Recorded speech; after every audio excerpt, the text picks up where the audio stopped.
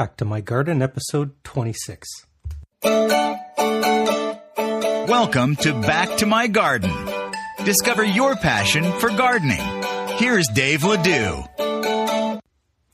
This episode of Back to My Garden, sponsored by Coffee Royalty. Can you really lose 5, 10, even 20 pounds or more just by switching your coffee or tea? Find out how to drink it for free at www.backtomygarden.com/coffee. Do you love homegrown tomatoes? Me too. Free Report reveals the 5 dirt cheap tools I use to grow 22 types of heirloom tomatoes, including my secret soil booster. Download your copy for free today at www.backtomygarden.com/free report. Well, good morning, good afternoon, or good evening, depending on where you are in the world when you listen to this. I'm Dave Ledoux, and welcome to another edition of Back to My Garden. Today, we're going down the East Coast, all the way to Georgia. Joining us from Atlanta is Becky Godlasky. Becky, welcome to the show. Thank you very much. I'm glad to be here. Now I get to do the big intro. Becky is a gardener, a passionate writer, a photographer. Pause, because wait till you see her photographs on her blog. They're extraordinary. She's a former English professor. She's promised to correct my grammar if I say ain't too many times. And she's often found reciting poetry to plants. All right, Becky, I want to hear your story, and our listeners want to know your story as well. Take a minute or two. Tell us a little bit about your background and how you found out or got into gardening. Okay. Actually, my maternal grandparents were farmers, but I grew up in town. I won't say in the city because I don't think where I grew up constitutes a city. But and my mom was always a very serious gardener. She was a member of the gardening club in town, and so I decided that I hated gardening because of that, because I didn't want to do anything my mom did. But I think that obviously we always end up becoming our parents. As the years went on, I think once I started having my own houses, I started getting a little more interested. And initially it was ornamental gardening, but when I started to get a little healthier, I decided I was interested in productive gardening as well. But I had to delay that for quite a while until, we went from Dayton, Ohio to Pensacola, Florida, to Atlanta, Georgia, to Detroit, Michigan, to Orlando, Florida, and back to Atlanta. And it's only in Michigan that I got to start doing a lot of productive gardening, and I started to get hooked. Also, my mom and I would go to England once a year and we'd visit all these gardens, and because they, that's their national pastime, that was it. I was finished. That's all I could think about. Subscriptions to many gardening magazines followed, and I spend far too much of my time either absolutely filthy or drawing up garden plans or looking through ideas. So yeah, now I'm worse than my mom ever was. Fantastic. So much we got to talk about. Zones, you've been in like a couple of different zones for gardening. I have. And that's something, as a new gardener, I didn't really understand. I think, when I first really seriously started gardening, it was in Atlanta, and I did pretty well. And then we moved to Michigan, and I did really well there. It was when we moved to Orlando that the zones, I was kind of punched in the face by the idea of zones, because there's just so many. I know there are so many things that you can grow there that you can't grow in 5, but there are so many things that you can't grow there. And it also changes. I mean, when I first moved to Orlando, I was amazed that I bought a tomato plant in September, because fall planting season, I had to completely adjust my idea of when you're supposed to plant things. That'll mess with you. You go from Michigan to Florida. Tomatoes in September are little powdered brown dust, you know? Right. Wow. So, and when I would tell people further north that, you know, they'd ask me in the summertime how my tomatoes were doing, and I would tell them, well, you don't grow tomatoes in the summer in Orlando. They thought I was lying. So, yeah, it's an interesting adjustment to start your seeds in, let's say, late July to get them in the ground at the very beginning of September and be finished quickly and then start again in February. So, remember when you lived in Michigan and there'd be like one sunny day the second week of March and people would be out in parkas and shovels? Oh, it's nearly gardening season, and it's 10 below the next day. Doesn't take much to cause a frenzy. That's we always said what was so fascinating about being in Michigan after being in the South for so long is that you're right. The slightest hint of warmth, which for them might be 45 degrees, they're out enjoying the weather. Yeah. So, for those of you listening at home, if you're driving in your car, keep both hands on the wheel. But if you're near a computer, make sure you follow Becky on social media at Fulton Garden. That's FULTONGARDEN. And Becky has a wonderful blog, heavy on photography, at www.thegreenbg.blogspot.com. If you're driving, I'll have links in the show notes. I have to ask you about the photography because you have a talent. Did you go to school for that, or did it just grow because you're in the garden and, hey, I'll shoot some photos? I've always been kind of interested in photography, but I've always had point and shoot cameras. And then before one of our trips to England for a big garden tour, I decided to buy a DSLR, and I got it and was exceedingly puzzled by it. But thankfully there was a Groupon for an all-day workshop on how to use your DSLR camera. And I went to that, and they sort of demystified the whole thing. And that's all I've had in terms of training and figuring. There's still so much for me to learn, but yeah, I was so fascinated by really great garden photography that I wanted to see if I could do anything myself. Oh, and you are. I mean, it's inspired. I think that's the whole garden world now, is everyone is so visual. I mean, why do you grow a flower? Because it's gorgeous. And until they figure out how to make smell on the internet, like you have contrast and color and shade. And I'm a rookie. I don't even know the words to describe it. But do you think you'll ever pursue that as an avenue, maybe in books or some sort of a monetization? Boy, I've never even thought about it. You're flattering me far too much here.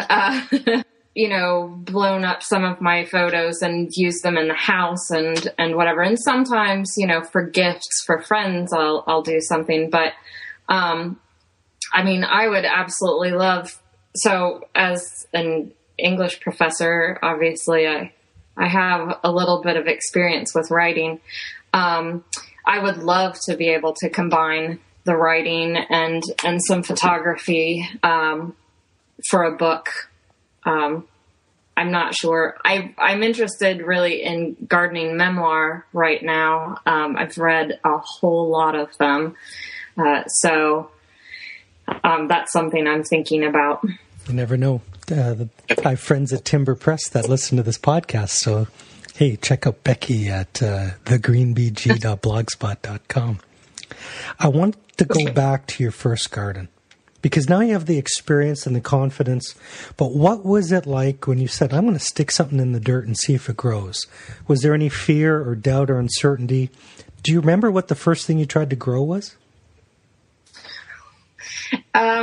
Well, the first time I really tried to grow something, I had ordered a collection of buddleia online, and I had really no idea what I was doing. And I proudly marched out to put them in the ground in the Georgia clay.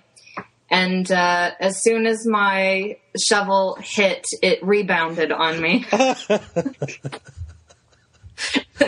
And so I decided if I just got the tip in, I could sort of stand on the upper edge of the shovel, which just caused me to tip over. So I discovered a pickaxe was a useful tool for, the ground that we were in had never really been broken up in any sort of way. So it was easier to make a hole there. And I just stuck them in. I really had no idea what I was doing. And my mom told me, "Oh, good luck with the buddleia, because, mine only gets like 3 feet tall." And so I said, okay. And, mine got 10 feet tall in the first year. In the first year? Yeah, they just got insane. So the next year I had read, well, cut them down as low as you can in April. And they went up to, 13, 14 feet. And people would stop and ask me what I do to them. And I thought, I'm going to sound like an idiot because I don't do anything and I don't know what I'm doing. So I feel that gave me far too much confidence in a very detrimental sort of way. I thought I was gifted. So you've just won some fans with your honesty. We have a lot of gardeners that listen to this who live on the 35th floor of an apartment building in a major city. A couple of pots or even a patio garden. They can't imagine growing something 13 feet high in a season. It's poking up to the next balcony above them. I had thought at that house, when you walked in the front of the house, it was level with the ground. And when you got to the back of the house, the ground had sloped away so much that the first floor was now elevated. And so we had a deck that was elevated, and then there was a landing, and then you came down to the backyard. And I had put those buddleia in thinking maybe it'll cover a little bit of the landing, but it grew over the landing. I can see it from space. I want to ask you about, on a personal level, some people garden for the beautiful flowers or for the vegetables or healthy herbs, but some people it's way deeper. Maybe physical, maybe emotional. What's gardening like for you now today? Oh, goodness. Well, obviously, there is the bit of, I like beautiful things. I like constructing things. There's something about gardening that allows you to be almost like an artist. I mean, you can determine, I can't draw or paint or do anything like that, but if I understand the way plants grow, I can arrange them in a way that looks similar to a painting. And so there's that. I love the creative aspect of it, but also I'm a very type A, a little overly high-strung individual. And I think that gardening really counterbalances that for me. If you've read any part of the blog, you'll see the recurrent theme is my impatience. And, with gardening, you can be as impatient as you like, and you will likely be frustrated persistently, and I think you finally have to come in line with things are going to happen in the time that they happen. And And so that, for me, that it just calms me down quite a bit. And I love being out, and I love deadheading, and because it focuses my mind on one little thing. One false move and I've cut off a flower when I wanted to get something else. So it focuses my mind a great deal. So I do like it for that as well. Nice. And, I really, when I got ridiculously serious about it, it was after we moved to Orlando, and I didn't have anything to do. And I started spending a little too much time in my head and getting really frustrated.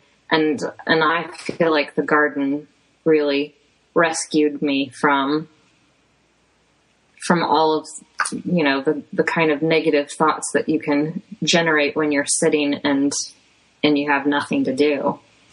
So it's funny. People move around a lot more now than probably ever before in society. And I say, if you're lonely when you move to a new city, join a gardening club. I mean, you say, how's your garden to a gardener? Boom! Conversation breaks out.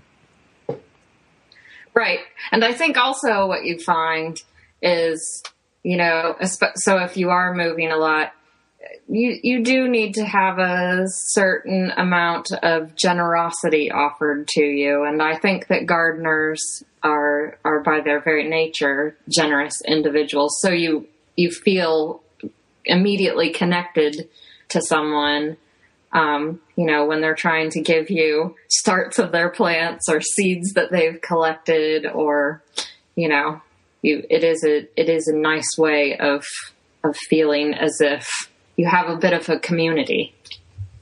So gardeners are like healthy drug dealers. Like they're always trying to spread it, and tell their friends about it and get them hooked on it. And we went to this thing called Seeds of Diversity, and they're all about sharing heirloom seed strains and keeping them alive. Okay. We walked in the door and they could see we were from out of town, and people just started throwing seeds at us. Yeah, I love that. I remember watching a gardening program, and the host had asked some woman at a fair what made her like gardening, and she said, "Well, every time I have a plant, if my neighbor gave me that plant, then she said that plant is Beverly."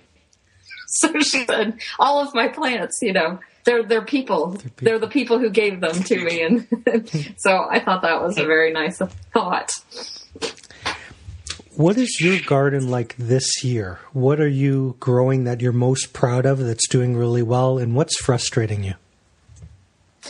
Okay. Well, so we just moved to the Atlanta area, and unfortunately we have this really large property. We're on 5 acres now.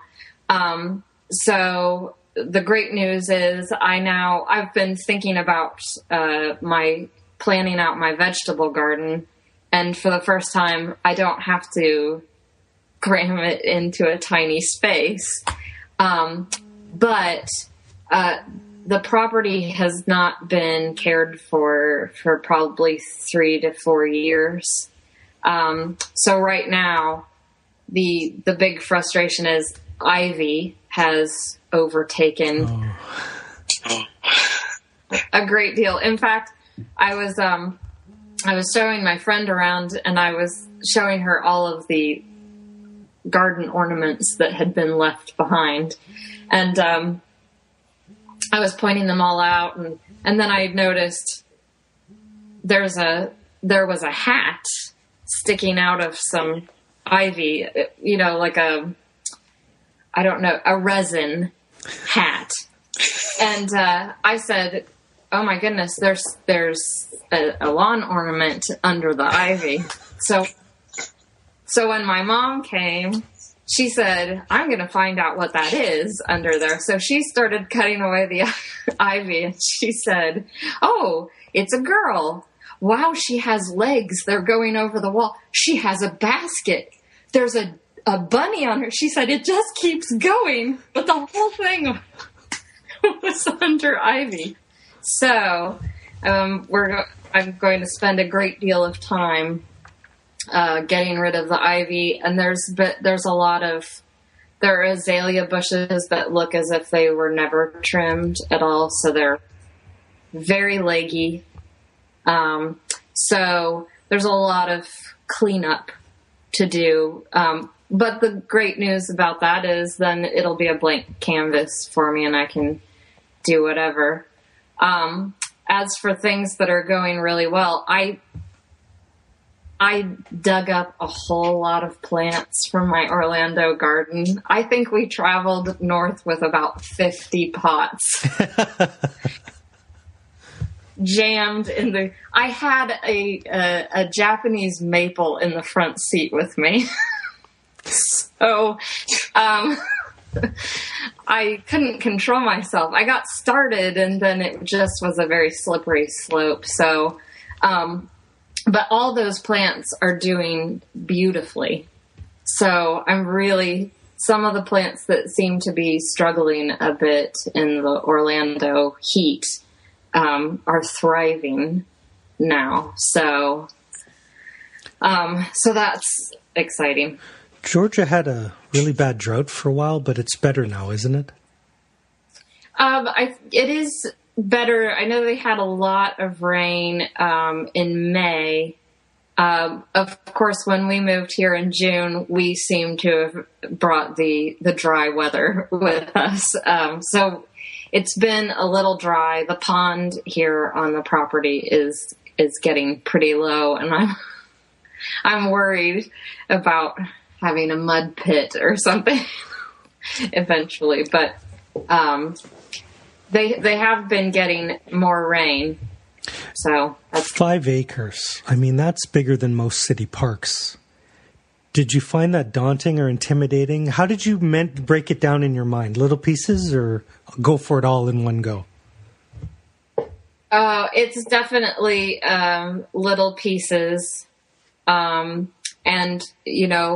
again, for the impatient person, that's going to be my big challenge. This is my big growing moment. So I have great plans for things, but I have to sort of think what's the thing that I need to take care of first. So the vegetable garden and getting everything ready for that. I believe I'm going to have a great deal of access to horse manure. So I'd like to get a lot of horse manure on the ground so that it can settle in over the winter and we can have a pretty good productive garden. And then so I am thinking of it in terms of compartments. There's the plantings for the front of the house. And then the house is set back off of the road quite a bit. There's a section up near the road, which will be getting a wildflower seed mix. I'm gonna try a meadow. But that's gonna be maybe, I don't know, next year. Yeah, year. I do need to tackle it in bits. My heart goes out to you because I'm type A. I want everything yesterday. Unfinished projects. It's hard to sleep at night sometimes. You're always thinking about them. Yeah. So, and that's the thing. I have been pretty good, where I've been working on something and I can feel myself getting diverted.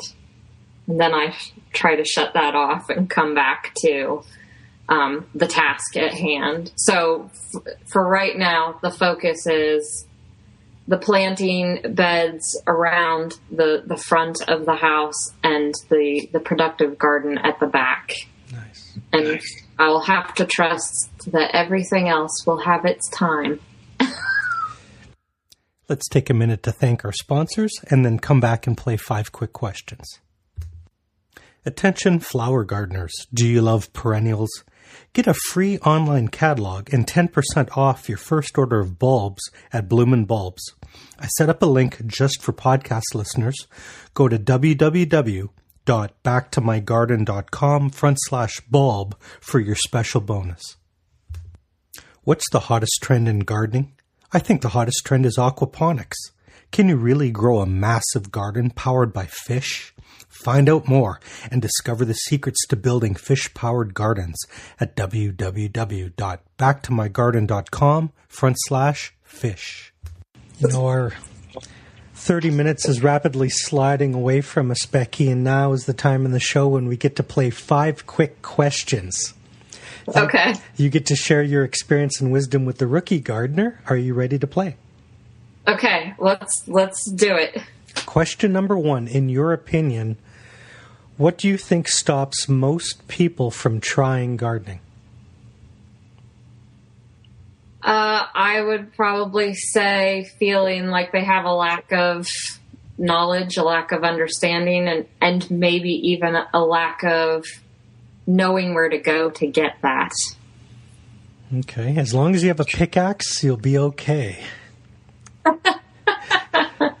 Number 2, what is the best gardening advice that you've ever personally received? Oh, my goodness. The best piece of gardening advice is, I think about how big that plant is going to be, not how big it is when you get it. There are just, far too many examples of things that you see, which are now terribly, terribly close to houses and have to be removed, or they just overtake absolutely everything because you didn't think about how far the spread would be when you started with the little plant. See, there's the wisdom. I told you guys we'd have some wisdom today. Question number 3. This really connects to your number 1 on information and planning. The internet's a big place. Can you recommend 2 great websites, 2 of your favorite websites that a rookie or a beginner gardener would love? Wow. I would say that this one's a little broad, but I would say that if you can get to the website for let's say in the United States, for your state's extension service, I think it is important to get to closer to your growing area, but those websites can yield tons of information. The universities that sponsor those, they have specific information about, if you want to grow palm trees in Florida, they'll have a publication that you can look at online that will give you most of the information you need. So I do think the extension services are really useful. And let's see, for another one,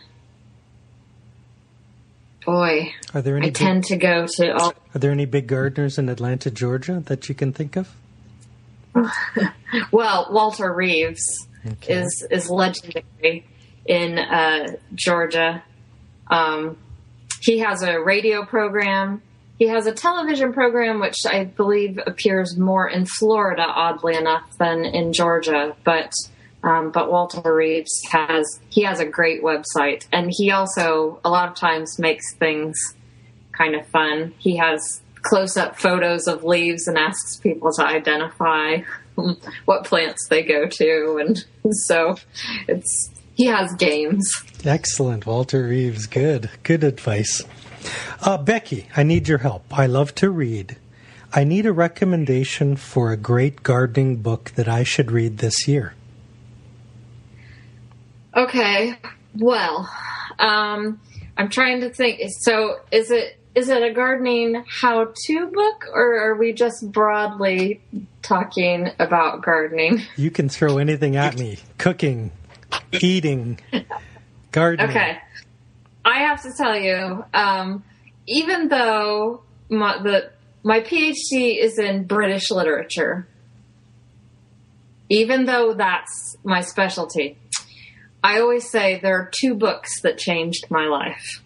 One is Henry David Thoreau's Walden, and the other is Barbara Kingsolver's Animal Vegetable Miracle, which is about their year of trying to live locally by growing their own food or by getting their food from local growers. I just think I read it every year. I read it every year in January.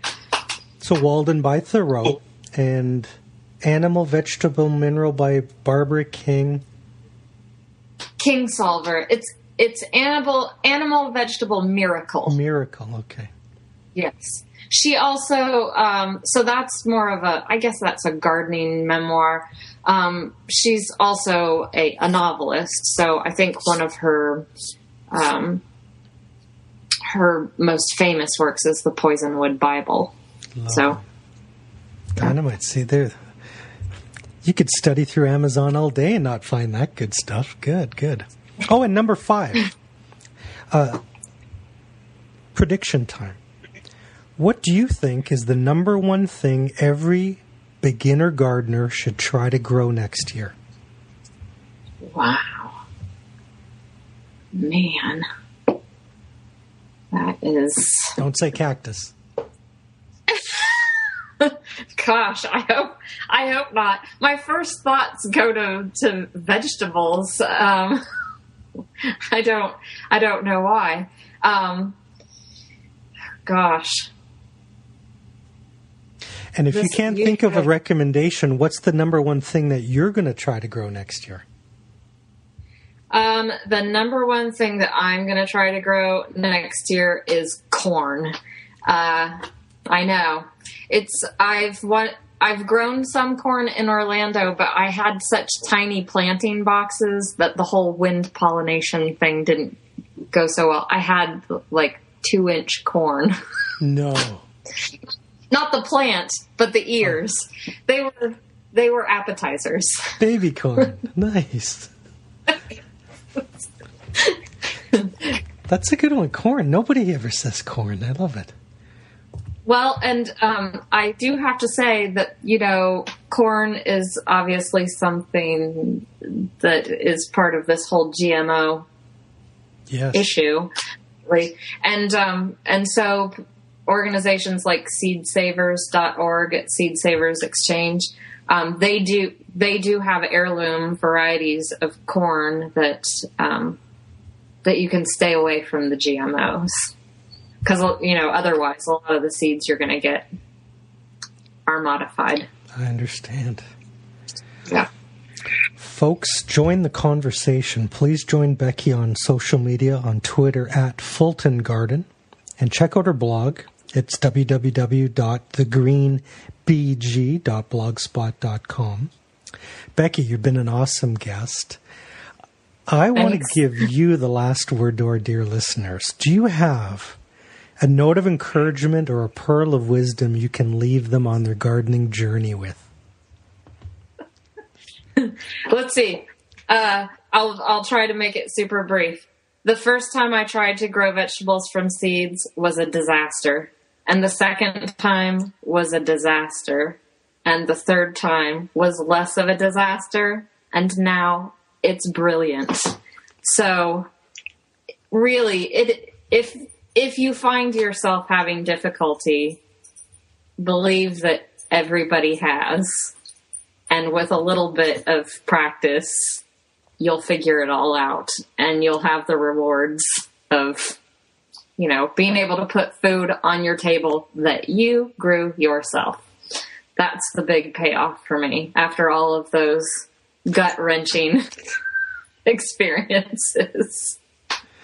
Tremendous wisdom. It's been another great show. Thank you so much for being on Back to My Garden, Becky. Thank you so much for having me.